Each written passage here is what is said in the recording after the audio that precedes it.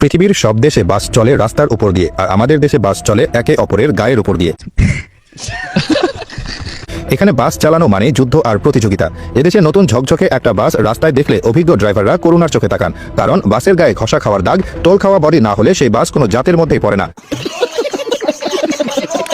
আর সেই গাড়ির ড্রাইভারের এখনো কোনো অভিজ্ঞতাই হয়নি। এদেশে কোন চালক কত অভিজ্ঞ তা বোঝা যায় তার বাসের গায়ে কতগুলো দাগ আছে তা দেখে। যে বাসের গায়ে যত বেশি দাগ, সেই চালক তত বড় উস্তাদ। প্রতিটি দাগের পেছনে আছে এক একটি বীরত্ব গাথা।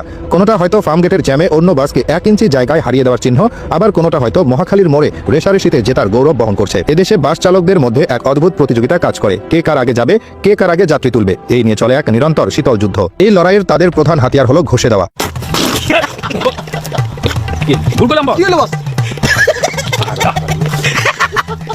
দুটো বাসের মধ্যে যখন 1 সুতার ব্যবধানও থাকে না, তখন আমাদের দেশের চালকেরা সেখান দিয়ে গাড়ি চালিয়ে দেন।